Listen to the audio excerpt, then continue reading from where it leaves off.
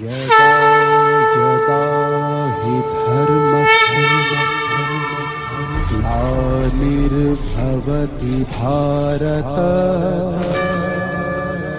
अभ्युत्थानम् अधर्मस्य तदात्मानं सृजाम्यहम्।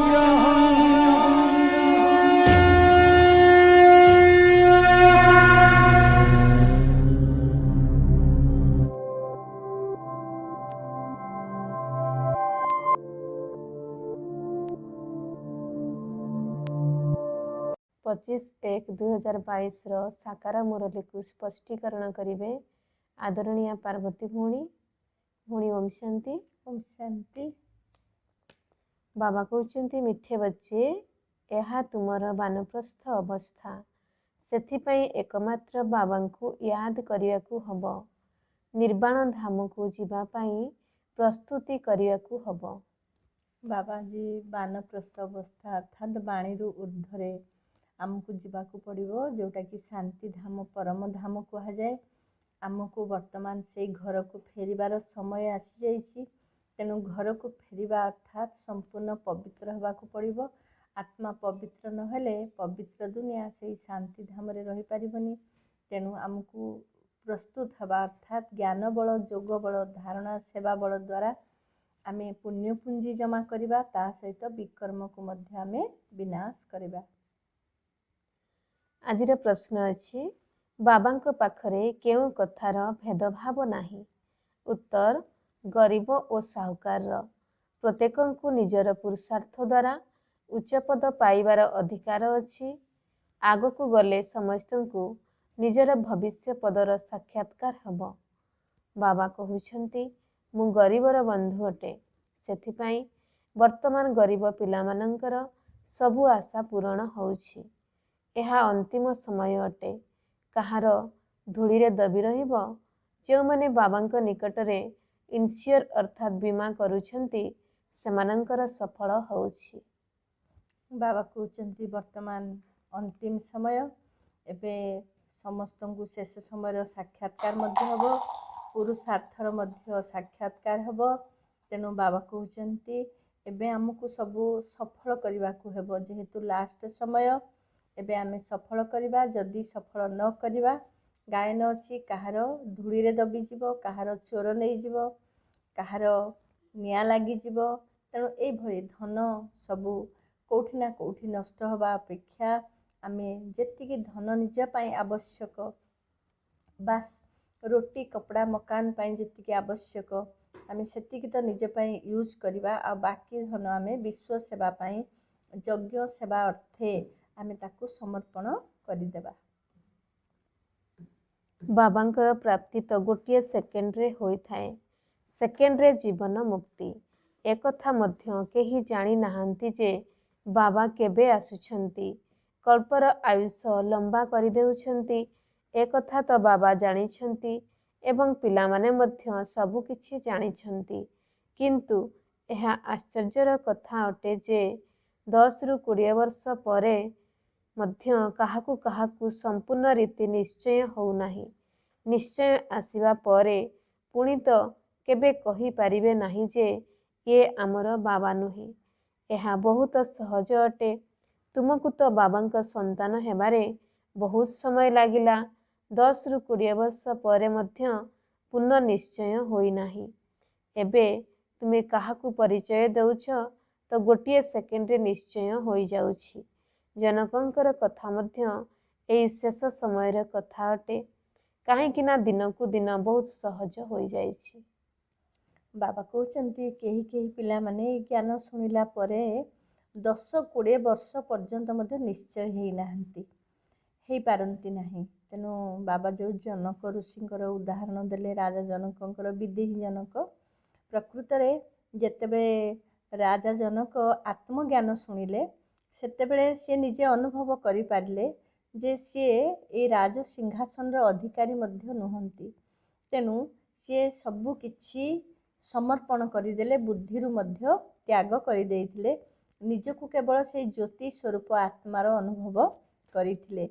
तेणु आमे जेतेबेले आमे एइभଳି अनुभव करवा ए ज्ञान उपरे निश्चय बुद्धि होइजिबा जे मु गोटे ज्योतिबिंदु आत्मा मोर कहले से ज्योतिबिंदु बाबा परमात्मा केवल आउ मोर कहले ए संसार ना ए देह मोर ना देह संबंधी ना देहर पदार्थ ना पोस्ट पोजिशन मोर किछि नुहे ताले हमर मन बुद्धि लागिबो परम धामर निवासी परमात्मा पाखरे तेणु याकू निश्चय बुद्धि संतान बोली कहा जाउछि कारण वर्तमान बाबा को याद छड़ा आम पाखरे आउ किछि भी उपाय नाही।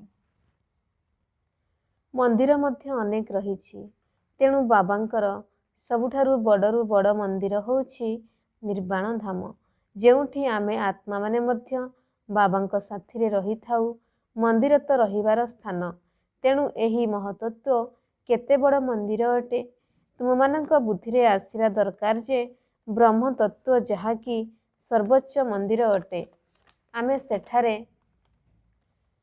सेठाकार बासिंदा अटु सेठारे सूर्य चंद्र आदि न थांती काईकि ना सेठारे राति दिन होई न थाए प्रकृतरे आमर आत्मिक मंदिर से निर्वाण धाम अटे ताहा ही शिवालय अटे जेउठारे आमे शिव बाबांक साथीरे रही थाउ शिव बाबा कहउछंती मु सेही शिवालय निवासी अटे ताहा होउछि अनादि अविनाशी शिवालय तुमे शिवंकर पिला माने मध्य सेठारे रही थाओ ताहा होउछि निराकारी शिवालय पुणी जेबे साकार को आसुचंती तेबे एठारे रहिबार स्थान तैयारी हेबो वर्तमान शिव बाबा एठारे अछंती एही शरीर बसिछंती एहा होउछि चैतन्य शिवालय जहाँक सहित तुमे कथावार्ता करि परिबो। बाबा कहउचंती परम धाम जहाँ आत्मा मानकर रहिबा स्थान आत्मार निवास स्थान सी मध्य बहुत बड़ मंदिर सी मध्य शिवालय ताकू कहा जाउची आउ सेठी केवल बिंदु आत्मा माने रही थांती आउ बिंदु आत्मा मानकर पिता परम ज्योति परमात्मा रही थांती सी तो चैतन्य शिवालय अनादि शिवालय किंतु आमे वर्तमान जेते साकार दुनिया रे आत्मा माने आसुचंती आमे जेते शिवंक सहित मिसुचंती आमे कथा होउचंती शिव पितांक सहित सेतले केमिति कथा होउचंती ना परमात्मा शिव ब्रह्मा को तन रे आसिले ब्रह्मा को तन रे प्रवेश कले तेणु ब्रह्मा को मुख द्वारा सी आमको कथा कहउचंती एवं आमर कथा से ब्रह्मा को कान द्वारा शुणुचंती तेणु बाबा कहले ये होउची चैतन्य शिवालय ए साकार दुनिया रे।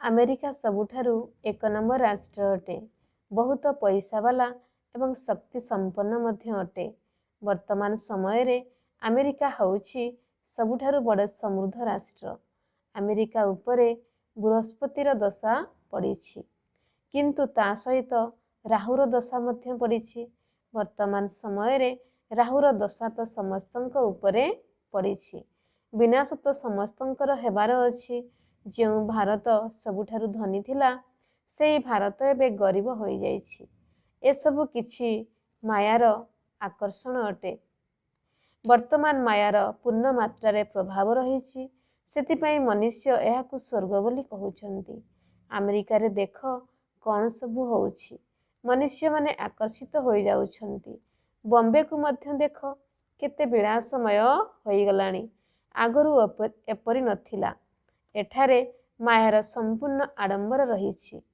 8 रु 10 महला घर तैयारी करुछंती स्वर्ग रे एते महला हबो नाही सेठारे 2 महला मध्य हबो नाही एठारे ही महला उपरे महला तैयारी करुछंती कारण रहिबा पई जमी नाही जमीर बहुत दाम बढ़ी गलानी तेणु मनुष्य माने भाबुछंती एहा ही स्वर्ग अटे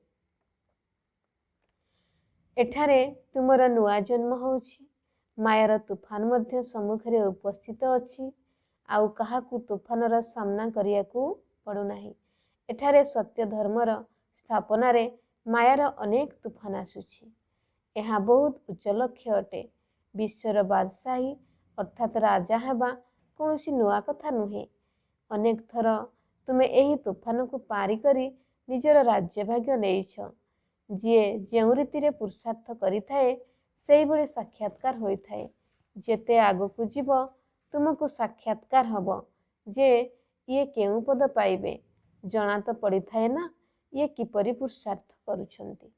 बाबा कहते आमे नुआ दुनिया स्थापना आमे जो बाबांकर कार्य मददगार होती आमे बेफिकर बादशाह हेबा पाई पुरुषार्थ करुछंती सत्ययुग दुनियार राजा हबार पुरुषार्थ करुछंती। तेणु ये भी किसी नुआ कथा नुहे। कौन पाई नुआ कथा नुहे कहते कारण जितेबले माया तोफान होकि आम सम्मुख में छिड़ा होची आमे पिला माने बेले बेले हलचल हो जाउछंती। तेणु बाबा कहते कल्प पूर्वे भी एमती माया तोफान को तुम्हें तोफा बनई माया उपरे विजयी होइथिल। तेणु पुरुषार्थ अनुसार पिलामानकु साक्षात्कार मध्य होइथाए। तेणु एबे मध्य कल्प पूर्व परि आमे भी माया उपरे विजयी हो पारिबा। तेणु आमे कल्प कल्पर विजयी रतन आत्मा। तेणु आमे केबे भी हारिबा नाही। सेमाने कोटिपति अटंती। आगरु मुस्किल रे केही कोटिपति होउथिले। एबे तो कोटि कोटि मनुष्य कांथ भितरे धन लुचाई रखुछंती किंतु एहा कहारी कामरे आसीब नाही। मनुष्यर पेट अधिक किछि खाई न थाए। ठकामी द्वारा पैसा एकत्र करुथिबा व्यक्ति को निद आसुनथिबो। जना नाही केतेबेले सरकार खामतालास करिवे। बाबा कहउछंती मने रख एहा अंतिम समय अटे। एबे कहार दबी रहिबो माटी तळे। जी भगवानकर नाम रे खर्च करिबो तार सफल हब। भगवान तो एबे स्वर्गर मालिक होउछंती। एबे तुमे बाबांक पाखरे निजकु समर्पण कर। तेणु एबे तो अंतिम समय हैला। एबे आम घर को जीवा निश्चय। तेणु मायर भबका जेते हेले मध्य जेते आडंबर हेले मध्य ये दुनिया महाविनाश तो सुनिश्चित। तेणु महाविनाश पूर्व आमे आम पाखरे जो धन अच्छी आमे ताकू सफल करिबा। जदि सफल न करिबा ताहले सबु किछि माटी रे मिसी जीवो। तेणु बाबा कहिले जे धन जहा धनी नाम रे जो धन सफल होला ताहा ही सफलता कहा जीवो। मुख्य होउछंती शिव बाबा। ब्रह्मा जगदम्बा एवं लक्ष्मी नारायण केते भल भावरे बुझाउछंती। तथापि बाबांकर होई पुणी बाबांकु त्यागपत्र दउछंती। एहा भी कोनोसी नुआ कथा नुहे। बाबांकर होई पुणी पलाई जाउछंती। जेउ माने पलाई जाउछंती तांकर मध्य आमे चित्र रखि परिबा।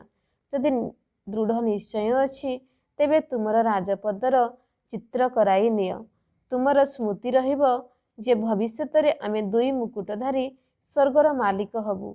जदि बाबांकु छाड़ीदेल तेबे मुकुट खसी पड़िबो अर्थात राजत्व हराई बसिबो। बुझिया पाई यह बहुत आश्चर्यर कथा अटे। भविष्यत पाई बाबा तुमको योग्य करुछंती। मनुष्य दान पुण्य करिथांती परजन्म पाई। ताहा होछि अल्प कालर प्राप्ति। तुमर तो एही पाठ पढ़ा द्वारा भविष्यत 21 जन्म पाई प्रारब्ध तैयारी होछि। केही जदि एही पितामातांक आज्ञा अनुसारे संपूर्ण रूप से चलिबे तेबे उद्धार होई जिवे। माता पिता मध्य खुशी हेबे। यदि तांकर कथा कार्य लगाऊ नाहंती तेबे पद मध्य नीच होइथाए। शिव बाबा कहउचंती मु निष्कामी अटे अभक्ता अटे। मु एही टोली आदि किछि खाऊ नाही। विश्वर बादशाही मध्य तुम पाई अटे। एही खाद्यपेय भी तुम मानंक पाई रहिछि। मु तो सेवाधारी अटे। मोर आसीबार समय मध्य निर्धारित होई रहिछि। तेणु बाबा कहते पिला मानकु योग्य बनाउछंती। बाबा भविष्यत 21 जन्म पाई बाबा योग्य बनाउछंती। तेणु बाबा जेहेतु योग्य बनाउछंती आमको कौन करिवार अछि बाबांक श्रीमत रे चलिवार अछि। जदि आमे बाबांक श्रीमत रे न चलिबा ताहले आमे योग्य हेई परिबा नाही।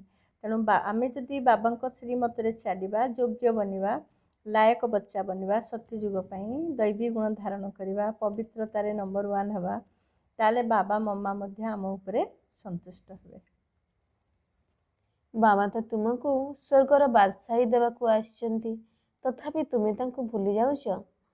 काहाकू बाबांकर परिचय देवार तो बहुत मध्य सहज उपाय कहिछंती। पचार परमपिता परमात्मा सहित आपणकर कौन संबंध रही। प्रजापिता ब्रह्मा सहित आपणकर कौन संबंध अछि। उभय पिता अटंती। सी हेले निराकार ये हेले साकार। बाबा को सर्वव्यापी कहवा द्वारा संपत्ति किपरि मिलिबो ଶ୍ରୀମତ ଭଗବାନଙ୍କର ମିଳୁଛି। ଶ୍ରୀମତ ଆଧାରରେ ହିଁ ତୁମେ ଶ୍ରେଷ୍ଠରୁ ଶ୍ରେଷ୍ଠ ହେଉଛ।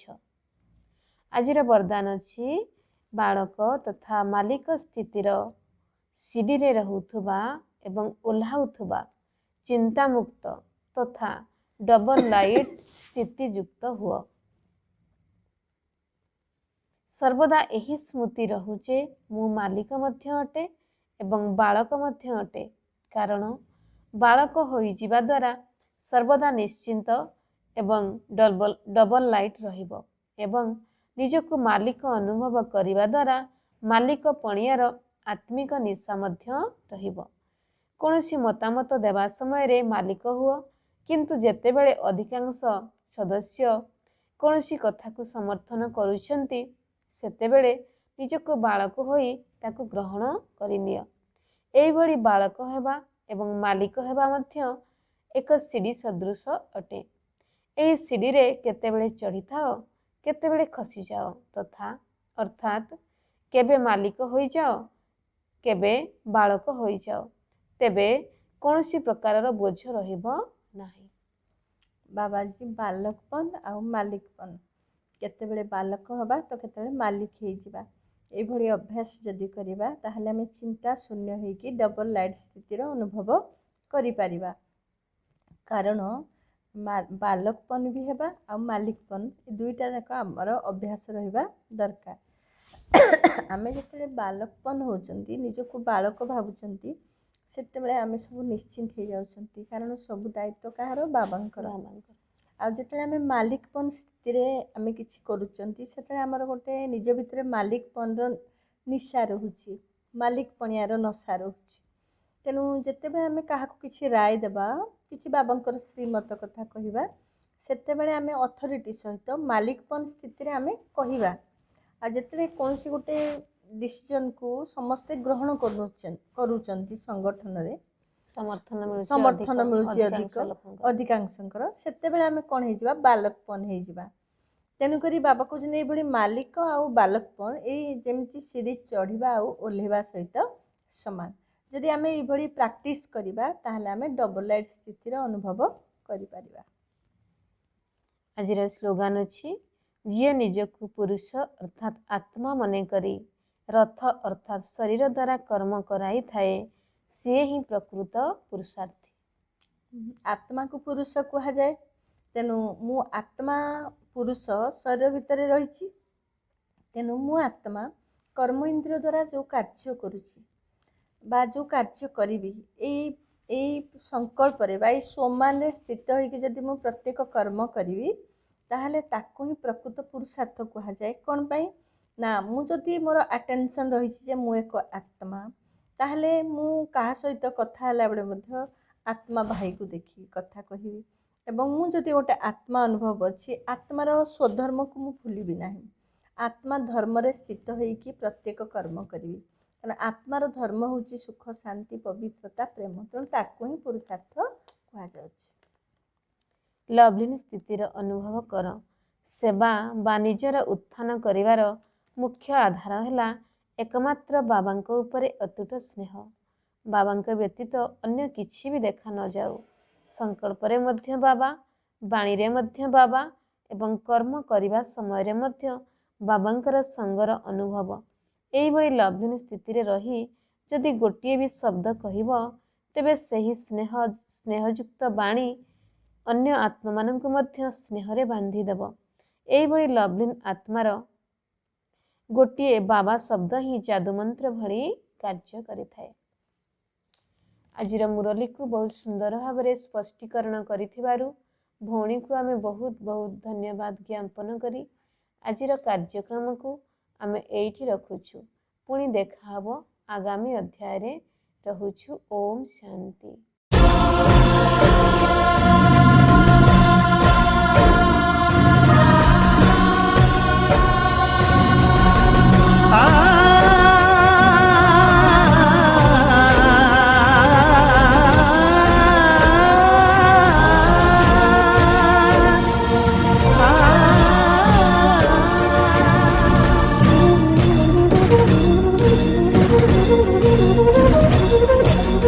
Thank you.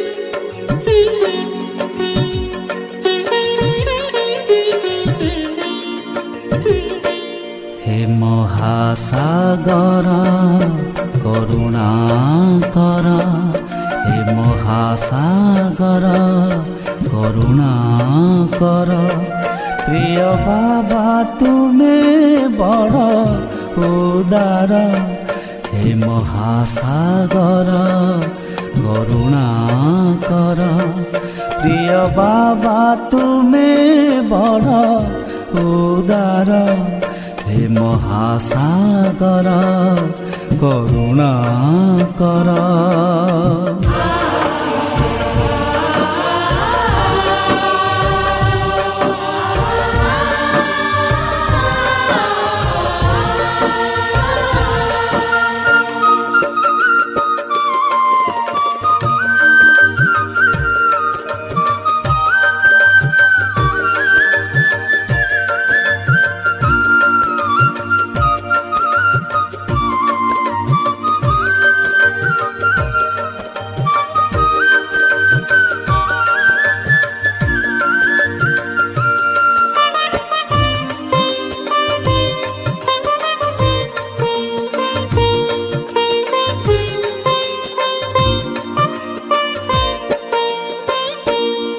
केही नथिले साथी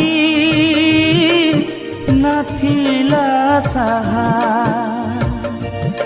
बଞ୍ଚିବାର क्षणे କରୁଥିଲି ଆହା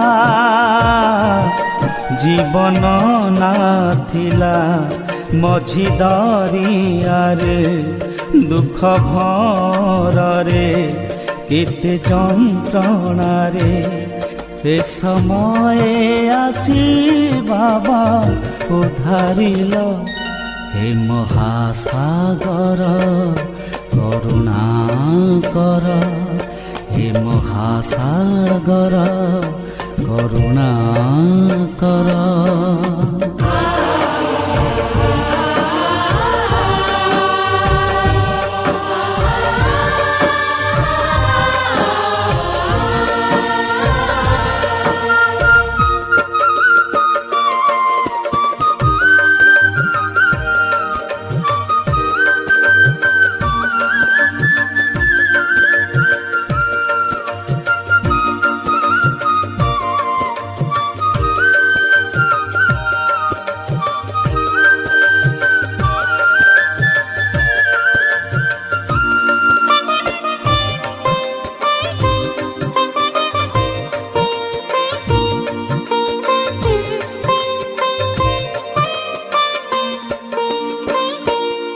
ब्रह्मा देहे आसी नुआ दुनिया रचिल शिक्षा दे देव सम तुमे जे गढ़िल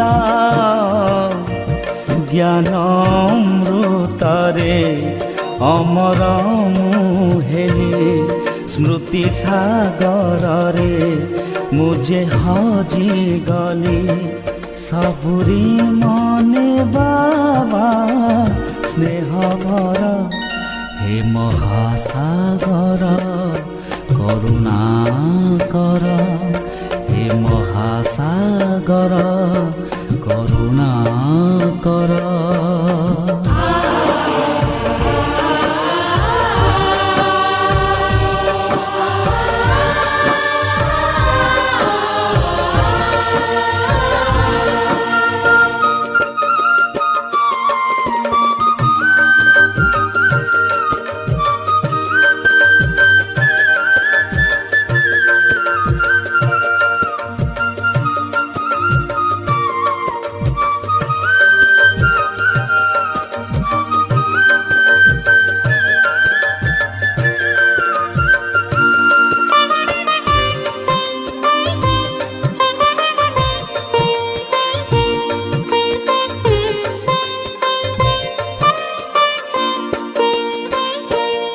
जन्म जन्म ए जीवन धन्य होइगला तुम पासे सब आशा पूर्ण होइगला मन मोर झुले अतीन्द्रिय सुखे आनंदर प्रीति झरे मोर हृदय भूलिबि नाही मु तुम उपकार हे महासागर करुणा कर हे महासागर करुणा कर।